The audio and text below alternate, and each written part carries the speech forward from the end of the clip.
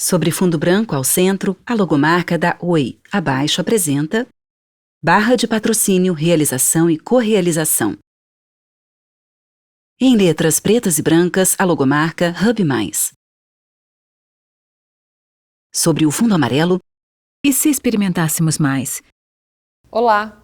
Sejam bem-vindos ao workshop E se experimentássemos mais? Contribuições não técnicas em acessibilidade em espaços culturais, oferecido gratuitamente pela Hub+. O meu nome é Camila e eu estou aqui para compartilhar com vocês algumas ideias, conhecimentos e práticas sobre esse tema ao longo dessa videoaula. Camila Alves. Eu sou uma mulher cega, branca, de cabelos ondulados que vão até a altura dos ombros.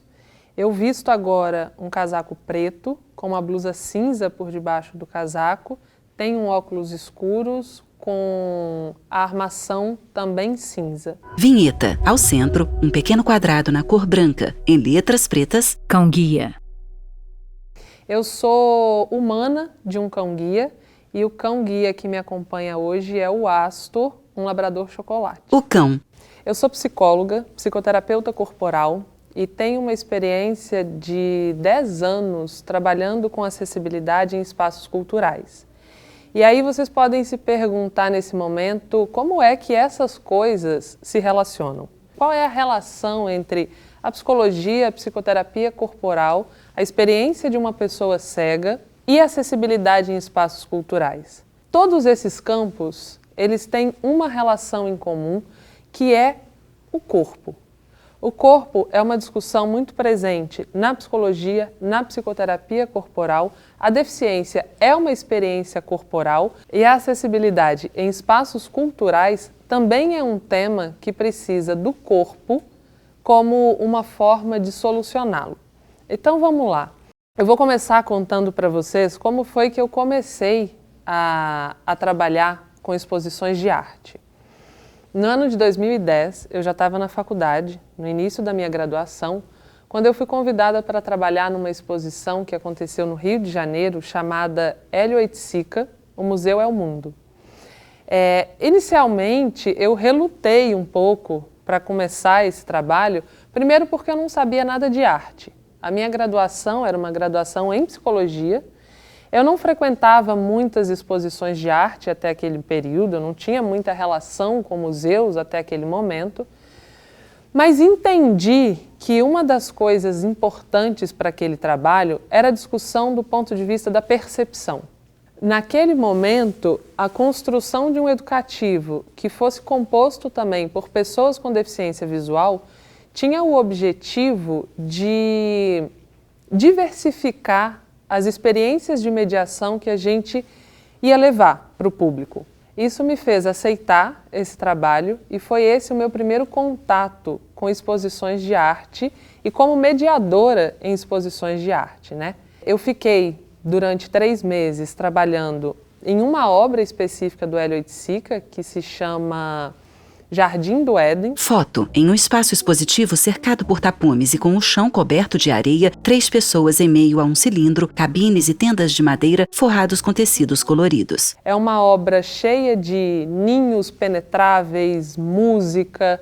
É um lugar onde eu trabalhava descalço, onde eu trabalhava deitada, onde eu recebia o público ouvindo o disco da Tropicália. E depois desses 3 meses de experiência nesse trabalho, eu pensei, bom, tá bem, dá para trabalhar em espaços culturais, dá para ser cega e receber o público numa exposição de arte. Eu estava bem enganada, mas eu não sabia.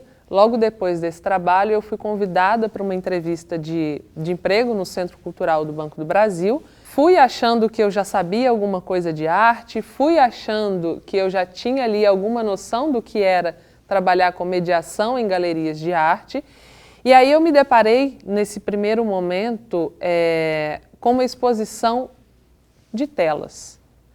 Então, percebam, eu saí de um lugar onde eu trabalhava descalço, pisando em areia, deitada em palha, ouvindo música, recebendo o público nesse espaço, e fui, em seguida, trabalhar numa exposição de telas. Era uma exposição da Tarsila do Amaral, onde a gente tinha mais ou menos 86 quadros. E foi a primeira vez, nesse início desse meu percurso, que eu me perguntei o que eu estava fazendo ali.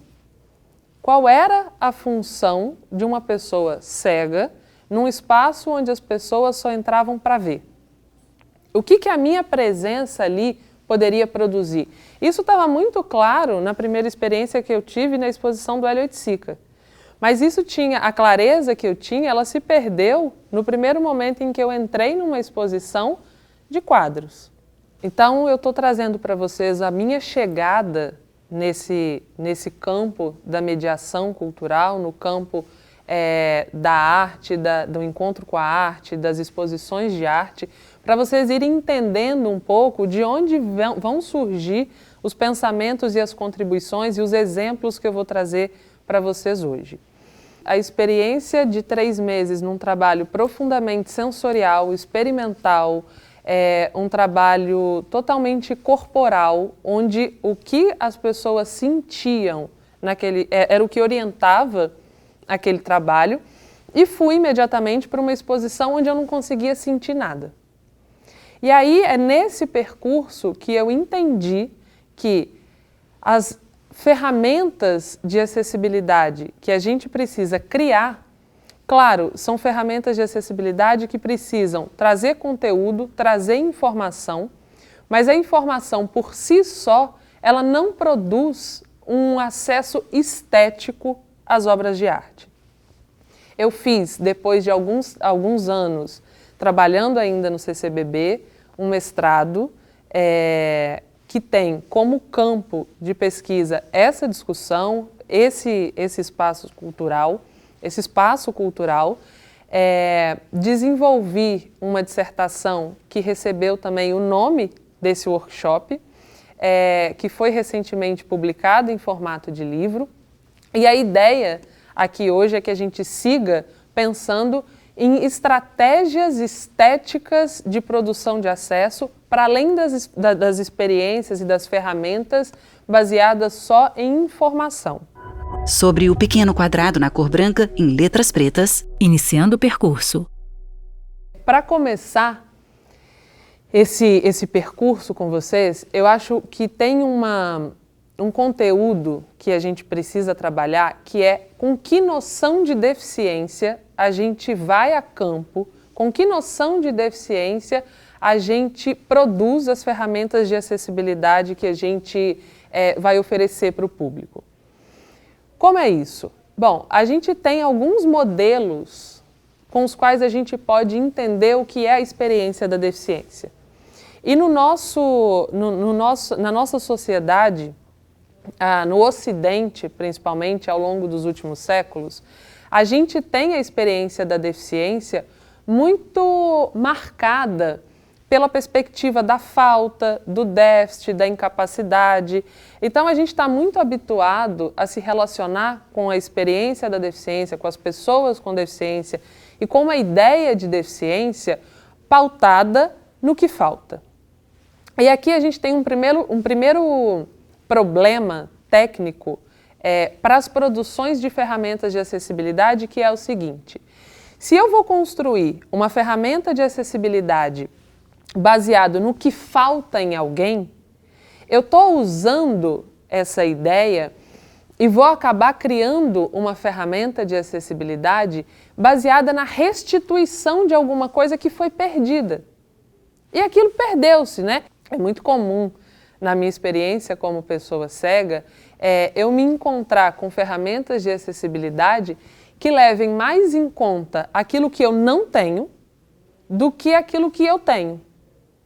Então, quando eu digo que é importante que a gente possa acordar com que noção de deficiência a gente vai trabalhar, é porque isso vai garantir o que, do ponto de vista técnico, o que de ferramenta acessível a gente vai produzir.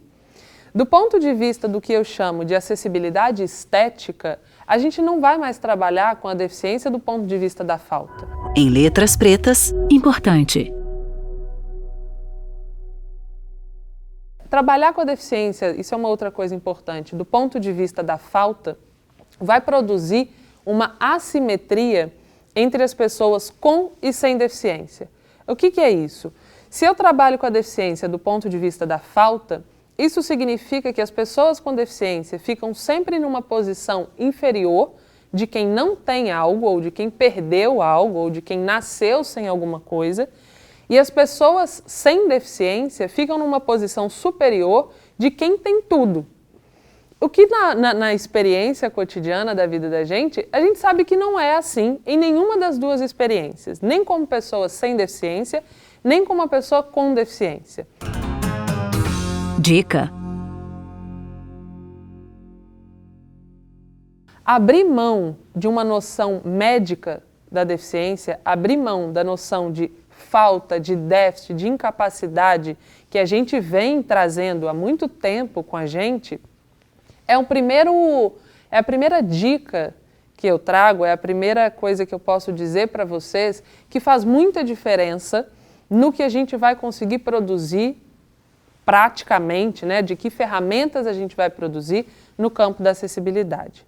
Eu estava falando com vocês que a gente vai abrir mão do modelo médico da deficiência para trabalhar com esse tema em exposições de arte, no setor cultural. Ok, o que a gente usa então? Então fala, Camila, como eu penso a deficiência então, se não é mais da forma como eu vinha pensando ou da forma como eu conhecia até aqui? Tem um modelo que organiza muito a forma como a gente pode pensar a deficiência pela sua positividade, que é o modelo social da deficiência. O modelo social da deficiência é um modelo construído por pessoas com e sem deficiência, que tem pautas específicas organizadas a partir das experiências vividas pelas pessoas com deficiência e que tem um lema que é muito provável que vocês conheçam e quem não conhece vai conhecer agora, que é o nada sobre nós sem nós. Esse é o lema principal do modelo social da deficiência e que ajuda a gente a não entrar naquela assimetria que eu falei antes com vocês, que coloca uma diferença entre pessoas com e sem deficiência. Agora, a partir de agora, como a gente vai olhar para isso? A deficiência é uma experiência de vida, como qualquer outra. Não falta e nem tem nada a mais do que qualquer outra experiência de vida. A deficiência é algo que precisa ser contado e narrado pelas pessoas que vivem a deficiência e não pelas pessoas que falam sobre a deficiência sem falar com as pessoas com deficiência. É claro que esse lema ele está organizando, inclusive, uma boa quantidade de leis e projetos no nosso país. Ele existe desde os anos 70 e no Brasil a gente tem um grande movimento de pessoas com deficiência que já estão se organizando há bastante tempo em torno dessa discussão. Então a gente já tem referências e pessoas e textos e livros que podem ajudar a gente a pensar em projetos de acessibilidade baseados nesse modo de ver a deficiência. Mas tem uma parte desse modelo que eu acho ainda mais interessante para a gente discutir a acessibilidade, que é a segunda geração do modelo social da deficiência, que é uma geração organizada por mulheres, feministas, mães e cuidadoras de pessoas com deficiência, que vão abrir esse debate e vão trazer e fazer algumas perguntas para a galera da primeira geração do modelo social da deficiência. E a primeira pergunta que essas mulheres fazem e que ajuda muito também a gente a pensar na acessibilidade é: nada sobre nós sem nós, mas nós quem? O que elas apontam é que a experiência da deficiência ela precisa ser também organizada com as pessoas que vivem a deficiência junto com as pessoas com deficiência. O que eu quero dizer com isso? Que há alguns tipos de deficiência que são graves e que comprometem muito a autonomia de determinadas pessoas e que o cuidado se torna uma importante ferramenta de acessibilidade. Então, a gente precisa incluir nessa discussão os cuidadores das pessoas com deficiência. A gente precisa incluir nessa discussão a família das pessoas com deficiência, os filhos das pessoas com deficiência, e a gente precisa incluir nessa discussão qualquer pessoa que vai trabalhar com pessoas com deficiência e que vão ser atravessadas pela força que é a deficiência nas nossas vidas. Muitas vezes, eu não sei se vocês já tiveram essa experiência, a gente faz um projeto incrível ou a gente faz uma proposta incrível para receber pessoas com deficiência ou para discutir o tema da deficiência e não dá público, e não dá gente, e as pessoas não se interessam. E a divulgação, ela não acontece como a gente esperava que ela acontecesse. Esse tipo de coisa que é muito comum, e a gente diz, caramba, mas é um projeto tão incrível, como assim não teve visibilidade, não teve circulação? Isso é a força da deficiência que atravessa, inclusive, os projetos que a gente faz sobre deficiência, tratando da deficiência, né? Importante. Tem uma outra coisa muito importante do modelo social da deficiência, que está presente na primeira e na segunda geração, que é a discussão de que a deficiência ela é criada no encontro. Então, existe uma diferença entre lesão e deficiência. Uma coisa é a lesão que eu tenho na retina. Isso é um problema biológico, corporal, individual, mas a outra coisa é quando é que a minha lesão me torna uma pessoa deficiente. Isso não está dado. E isso é sensacional para a gente pensar o papel de todos nós na produção da deficiência. O que eu quero dizer com isso?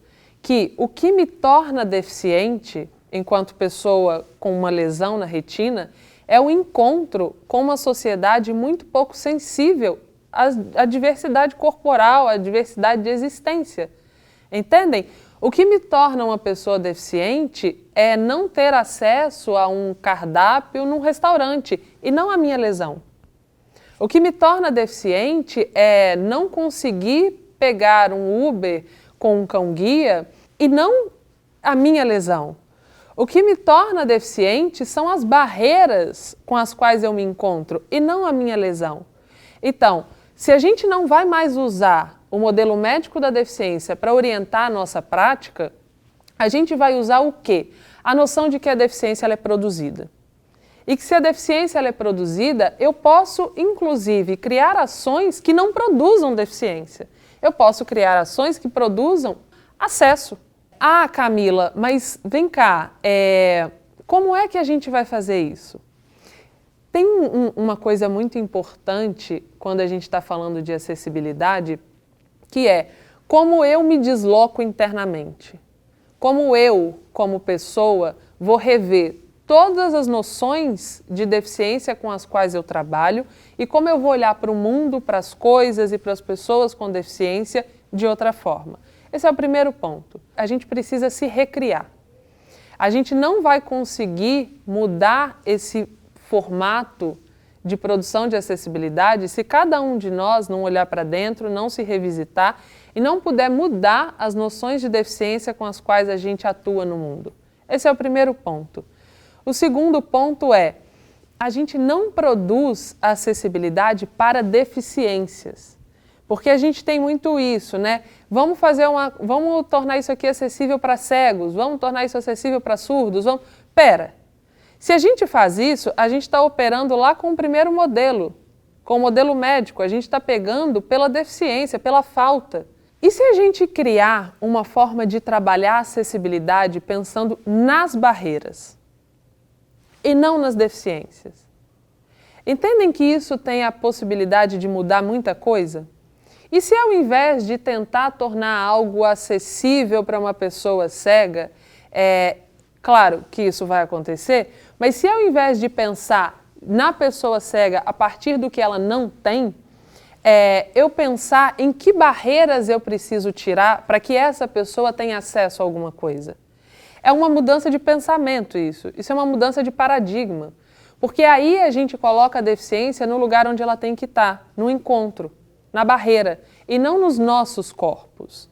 Isso é uma contribuição que o modelo social da deficiência traz para a gente e que ajuda a gente também a fundamentar um pensamento em torno de que ações de acessibilidade a gente vai criar e como, partindo de onde a gente cria as ações de acessibilidade que a gente cria. Por último, para a gente mudar um pouco de assunto, tem uma discussão que é a discussão da interdependência. E essa discussão também é muito importante para a gente pensar como fundamentar ações de acessibilidade, e isso acontece da seguinte forma.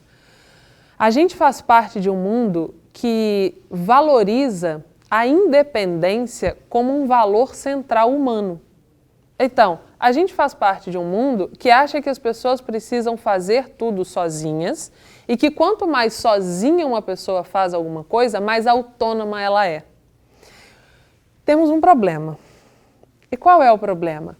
A independência não é um valor intrínseco à vida. A independência é um valor humano criado, forjado para esse formato de mundo que a gente vive. Ah, Camila, mas como assim? Ninguém vive sozinho, ninguém faz nada sozinho. Ninguém estaria aqui nesse mundo vivendo hoje sozinho. Por que a gente faz ações de acessibilidade para fazer pessoas com deficiência agirem sozinhas no mundo? Temos um problema, entendem? É um problema que às vezes beira a violência. Por quê?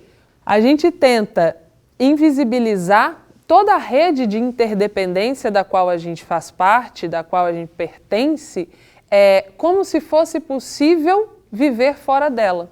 Então, a gente lida com isso sobressaindo a rede de interdependência de determinados grupos e invisibilizando a interdependência de outros grupos. O que eu quero dizer com isso?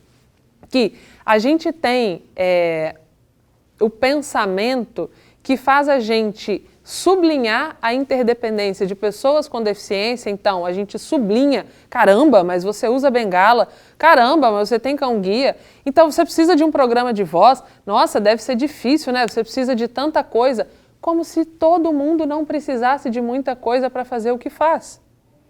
Só que nesse formato de vida, onde a gente supervaloriza a independência ilusória, e a gente marca a interdependência de determinados grupos, a gente passa a levar e a considerar a interdependência como algo que torna uma pessoa mais dependente e não mais autônoma.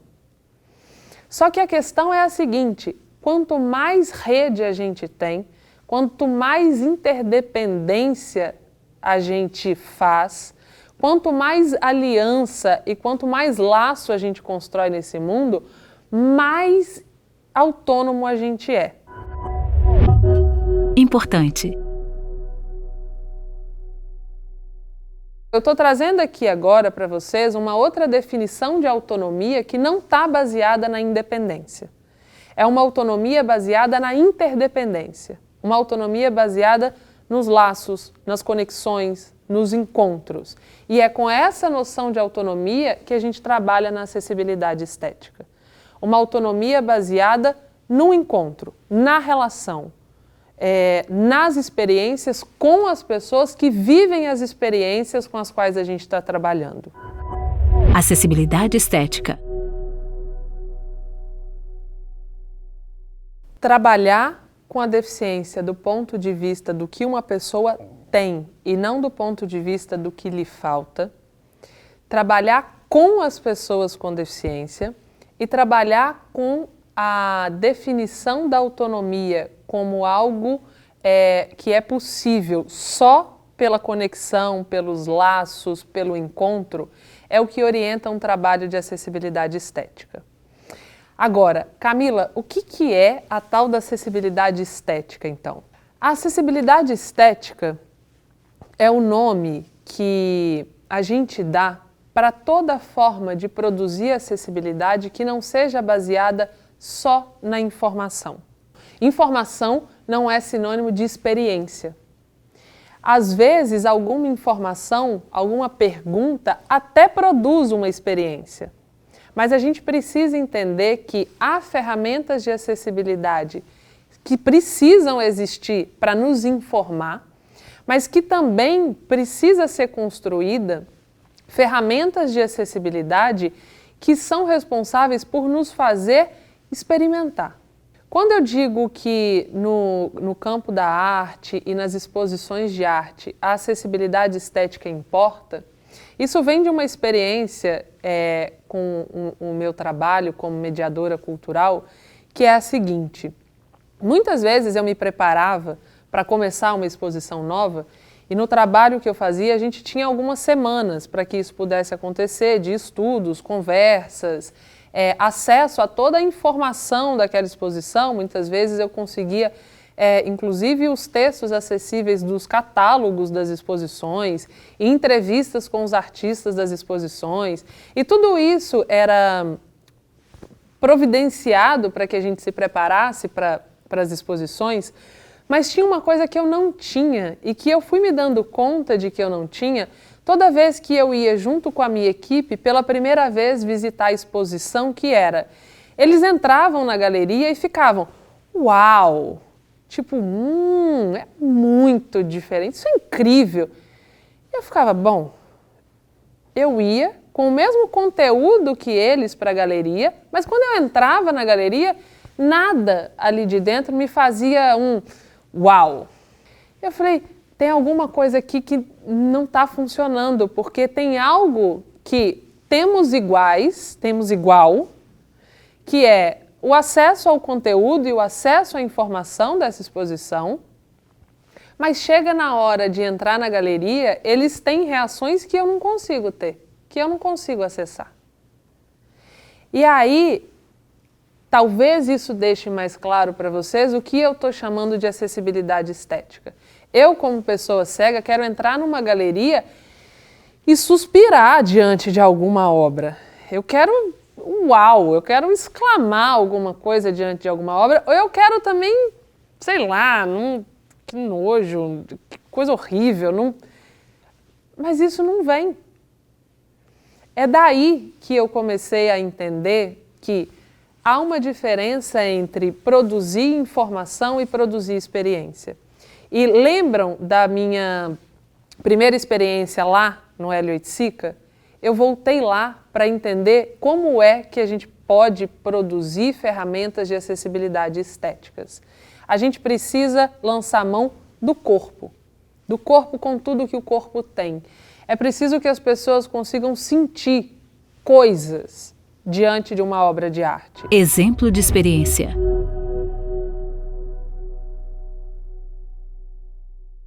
Eu vou trazer um exemplo para vocês, que é um exemplo que me marcou muito de uma ação de acessibilidade que a gente fez numa exposição que se chamava Coleções Ludwig.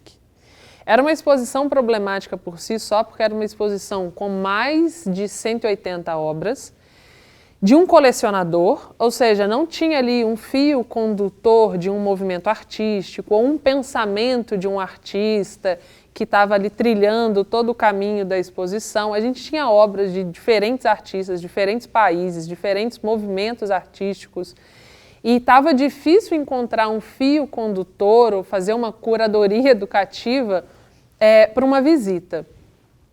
A gente tinha, naquela ocasião, a possibilidade de tocar em algumas esculturas que estavam nessa exposição, e a gente usou essa possibilidade como um fio condutor para fazer um percurso acessível nessa exposição. E aí chegamos diante de uma escultura, de uma instalação que mexia muito com o público dessa exposição, inclusive com o público sem deficiência, que era o seguinte: uma vitrine de uma sorveteria com 2 andares, e da esquerda para a direita a gente tinha 5 casquinhas de sorvete no primeiro andar da vitrine, e embaixo 5 casquinhas de banana split. O nome da obra era Banana Split, do Klaus Oldenburg, que é um artista da pop art. E aí a gente podia tocar, eu podia tocar nessa obra. E eu tocava e eu falava, ok, tem essas coisas aqui, as casquinhas tanto dos 2 andares da vitrine eram feitas de resina. Então dava para saber, tinha forma, era tridimensional, eu conseguia fazer ali com as minhas mãos o contorno daquilo, eu entendia o que estava ali. Mas essa não era a experiência de quem via a obra.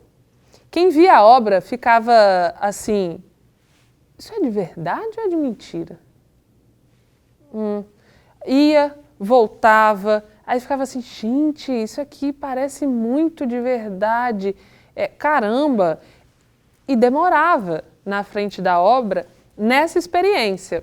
Essa obra, ela tinha a intenção de enganar o sentido da visão. Foto da vitrine. Na prateleira de cima, 4 tigelas de metal com sorvete e casquinha triangular. Na de baixo, 4 travessas de porcelana com banana split. Como era uma obra de um artista do movimento da pop art, trabalhava com a propaganda como produção de desejo de consumo, a enganação como uma produção de desejo de consumo.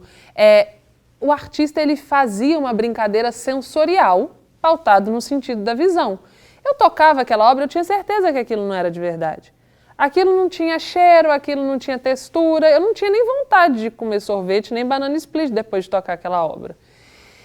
E aí, tudo isso discutido em equipe com os educadores que na época ficaram responsáveis por fazer esse projeto acessível comigo, fomos embora para casa, eu muito incomodada, porque as pessoas olhavam, era uma das obras que mais chamavam a atenção naquela exposição, e eu assim, meu Deus, de novo, eu consigo acessar o conteúdo, a informação, eu entendo a obra, mas ela não me desperta nada. Aí fomos para casa, cheguei no trabalho na manhã seguinte, uma educadora da minha equipe virou para mim e falou assim, Camila, tem maçã do amor para todo mundo em cima da mesa, da nossa mesa de trabalho. Eu falei, maçã do amor? Ela é. Eu falei, tá. Eu pensei, nossa, que exótico. Nunca vi ninguém levar maçã do amor para todo mundo numa manhã de trabalho, mas tudo bem. Sentei na mesa, fui lá, tateei e peguei a minha. Era uma cesta de maçã do amor, todas espetadas no palitinho, embaladinhas no saquinho, viradas de cabeça para baixo. Eu falei, vou pegar a minha.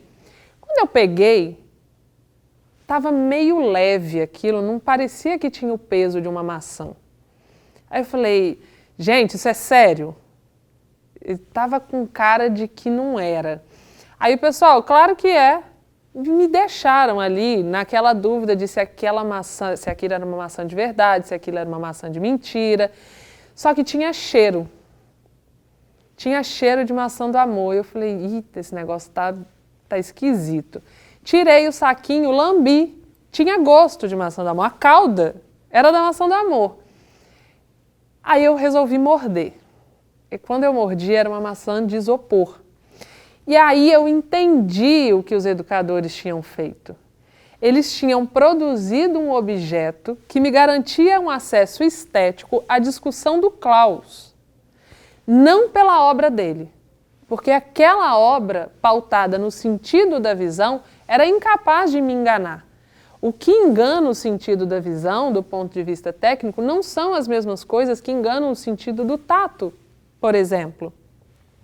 Quando eu fui apresentada a maçã do amor, eu falei, nossa, descobrimos um objeto mediador para fazer um percurso acessível nessa exposição, para garantir ao público cego o acesso às discussões desse artista, do movimento ao qual ele pertence, mas que não podia estar baseada só na obra dele. A obra dele as pessoas podiam conhecer, elas podiam receber a informação dela, mas elas não poderiam ter um acesso estético a ela. A Maçã do Amor é um exemplo de um objeto mediador estético que precisou ser recriado, ou seja, a gente aqui está falando de assuntos polêmicos, mas há algo na promoção da acessibilidade estética que envolve uma recriação.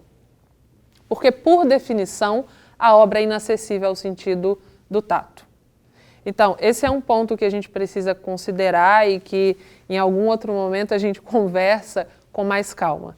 Mas há, no campo da acessibilidade estética, a necessidade de uma reinvenção, de uma criação. Mas uma criação baseada em quê? Nem sempre baseada na obra em si. Porque muitas vezes a gente vai promover a acessibilidade mudando apenas a mídia. Ou seja, a gente tem uma tela e a gente faz uma tela tátil. Isso não é sempre o suficiente para garantir o acesso estético a uma obra. Às vezes é, mas às vezes não é. Porque, às vezes, o sentido do tato ele não é capaz de ser afetado por determinadas discussões que um artista e uma obra estão trazendo. Porque o artista que pintou uma tela, ele fez um estudo, muitas vezes, do sentido da visão, não do sentido do tato. Para a gente poder fazer essa transposição, a gente tem que estudar um outro sentido. E isso envolve uma recriação. A obra em si, aqui, a discussão de uma obra em si, ela vai ter que ser afrouxada, ela vai ter que ser deixada um pouco de lado para a gente entender que não a obra em si, que é uma obra que surge no encontro com o público, com o espectador.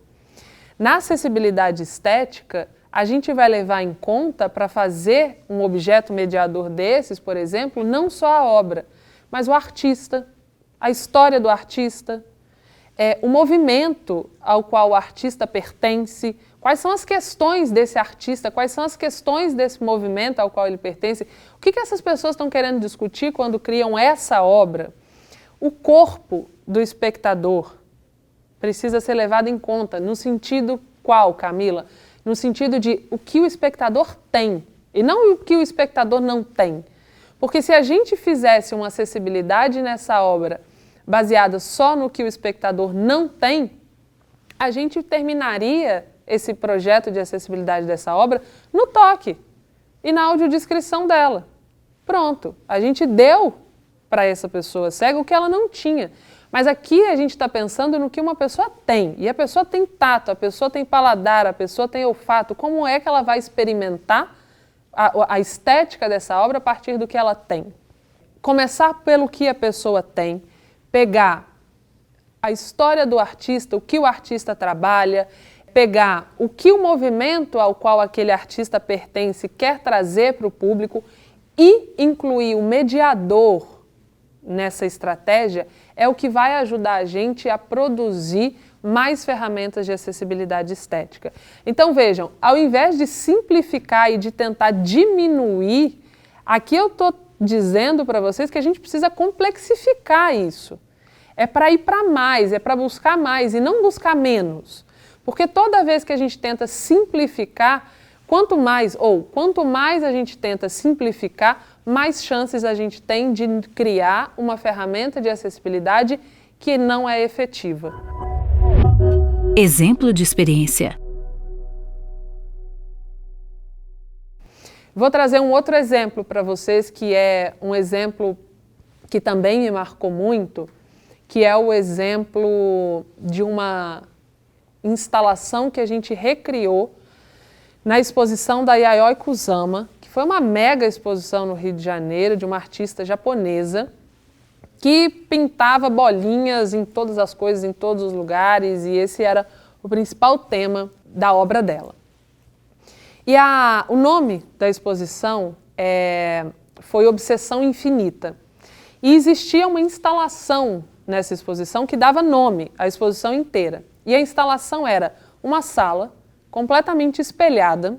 Foto de uma sala espelhada escura com o brilho de inúmeros pontinhos azuis, vermelhos e brancos. À direita, uma porta aberta. Do teto ao chão, o teto era espelhado, as paredes eram espelhadas, o chão era com mármore preto espelhado e tinha dois caminhos, dois espelhos de água na lateral do lugar onde o público passava. Do teto caíam muitos fios com luzinhas pequenininhas, que naquela sala toda espelhada, os espelhos tinham a função de reproduzir aquelas bolinhas infinitamente. A experiência da pessoa que entrava naquela instalação também era de se ver reproduzido infinitamente, porque a pessoa, quando entrava, tinha o seu próprio reflexo espelhado no chão, na água, no teto, nas paredes. Os espelhos produziam uma sensação de profundidade, então as pessoas se viam em diversos tamanhos, mais perto, mais longe. E, de novo, eu podia tocar no espelho, eu podia tocar na água, eu podia tocar no mármore, eu podia tocar nas bolinhas, mas não tinha o uau. E nem tinha o, nossa, quantas de mim, meu Deus, quero sair logo desse lugar, ai, tô ficando tonta. Eu entrava e saía dali como se aquela instalação não existisse do ponto de vista estético. E aí foi outro momento em que a gente teve que parar, sentar e falar assim, bom, a gente tem um outro problema sensorial para resolver. De novo, a gente estava diante de uma obra de arte que tinha usado o sentido da visão para existir do ponto de vista estético. O que a gente fez? A gente reproduziu um espaço, a gente criou uma caixa de madeira, uma espécie de um quadrado, um cubo de madeira de 3 por 3. E dentro desse cubo, a gente colocou um equipamento de som, um microfone e uma pedaleira de guitarra. O público entrava nessa sala, fechava a porta, essa sala era completamente escura, e ao falar nesse microfone, a pedaleira da guitarra criava um efeito de repetição. O som que era repetido dentro da caixa, ele batia nas paredes e ele ia ficando aos poucos mais fraco, mais fraco, mais fraco. Então, quando eu entrava na caixa e falava Camila, eu ficava lá dentro ouvindo, vindo de todos os lados. Camila, Camila, Camila. Só que vinha Camila de trás, vinha Camila da direita, vinha Camila da esquerda, vinha Camila da frente. Era Camila, Camila, Camila, Camila, Camila, Camila, Camila. E o som ia ficando mais distante à medida que ele ia perdendo força. E a gente falou, bom, resolvemos aqui um outro problema estético, que é o seguinte. A imagem visual da gente, ela representa uma certa identidade. Uma certa não, né? Nesse mundo em que a gente vive, ela representa uma identidade nossa. Só que a nossa voz também. Sabe essa experiência de que a gente não consegue se ouvir, que a gente não gosta da nossa voz e que a gente não acha ruim o áudio do WhatsApp que a gente ouviu quando enviou para alguém? Naquela construção, naquela caixa, as pessoas se ouviam infinitamente. Elas não se viam, mas elas se ouviam. E a repetição do som era uma repetição que ficava, e ficava, e ficava, e ficava. E à medida que ia perdendo força, ganhava profundidade. A gente fez a mesma coisa, percebem? A gente pegou o que a artista faz, os conceitos que ela usou para criar a obra original, e a gente recriou uma ferramenta de acessibilidade, um espaço acessível, onde a gente pudesse afetar os corpos das pessoas cegas que visitavam aquele espaço, por exemplo, de modo que a discussão sobre o conteúdo de identidade, repetição infinita, o que vem a partir disso, todo o conteúdo mediador viesse da experiência do público visitante e não só do educador mediador.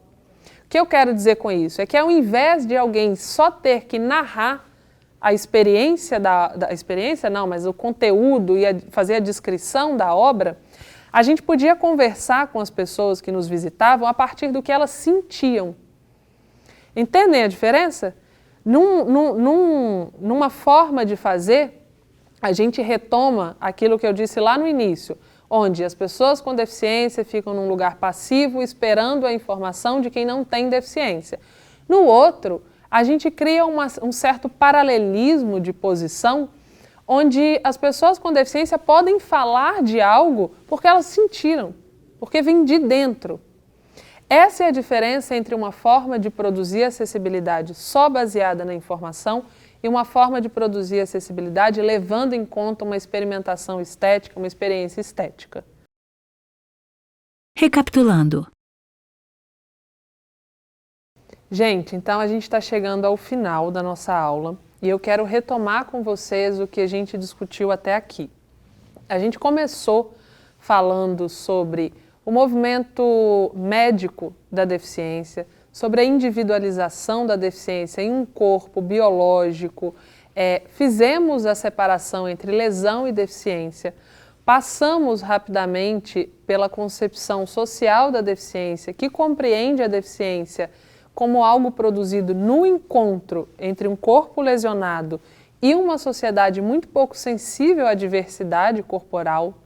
Falamos um pouco sobre o que as feministas trazem para a segunda geração do modelo social da deficiência e que ajuda a gente a pensar e muito em formas de produzir uma acessibilidade mais pautada num cuidado, numa justiça social, né? Eu acho importante reafirmar aqui de que a gente está falando sempre de uma produção de acessibilidade que só é necessária porque temos um histórico de segregação, né? A gente está aqui e a gente compreende uma produção de acessibilidade como uma ferramenta reparadora de anos de violência, de anos de discriminação.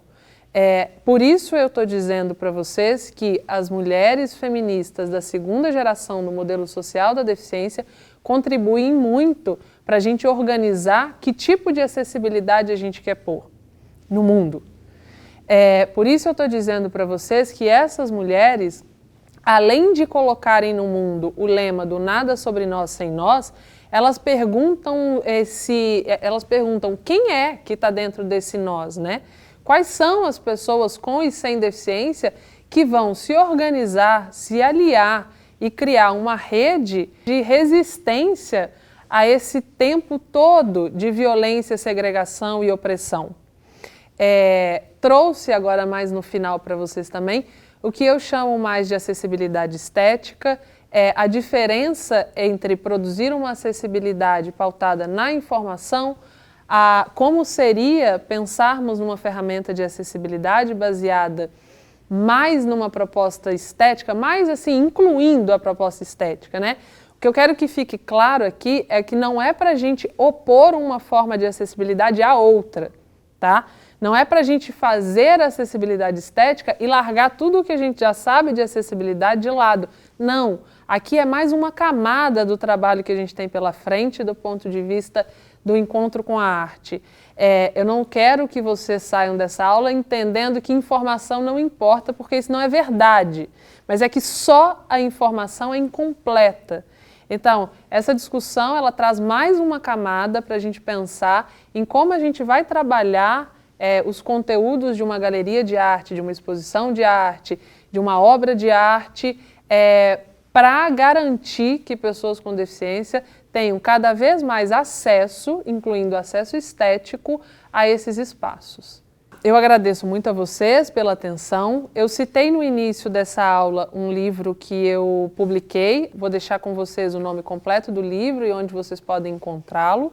O nome do livro é E se experimentássemos mais? Contribuições não técnicas de acessibilidade em espaços culturais. Formas se sobrepõem divididas em frações coloridas de azul, verde, vermelho e amarelo. Ao centro, o título. É um livro publicado pela editora Apres, está no site da editora. O formato acessível do livro pode ser encontrado em todas as plataformas digitais.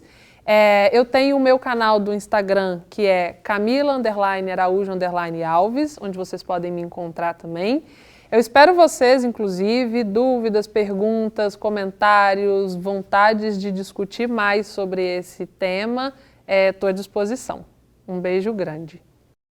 Referências. Editora Apres. E se experimentássemos mais? Contribuições não técnicas de acessibilidade em espaços culturais. Revista Carbono. Imagem da obra Éden, 1969. Exposição Obsessão Infinita. Imagem de divulgação. Claes Oldenburg. Banana Split e sorvetes em degustação. Imagem de divulgação, 1964. Créditos finais. Concepção e realização, Coeficiente Artístico. Programa Hub+. Coordenação geral, Rafaela Zanetti. Produção executiva, Mani Pereira. Direção do Rio Filmes, Pedro Serra. Fotografia, Juliana Nicolini, Ricardo Canário. Tradução de Libras, Jadson Abraão, JDL Traduções. Fotógrafo de cena, Rafael Correia. Tradução e legendagem, Dispositiva. Produção de conteúdo, Júlia Baker. Assistente educativo, Danilo Greco. Edição, Rafael Lima. Arte, Fares e Agnam. Audiodescrição, inclusive acessibilidade. Equipamentos audiovisuais, Iuli. Sobre fundo branco, logo da Hub+. Patrocínio, Oi. Secretaria de Cultura e Economia Criativa. Governo do Estado do Rio de Janeiro. Realização, Coeficiente Artístico. Correalização, Oi Museum.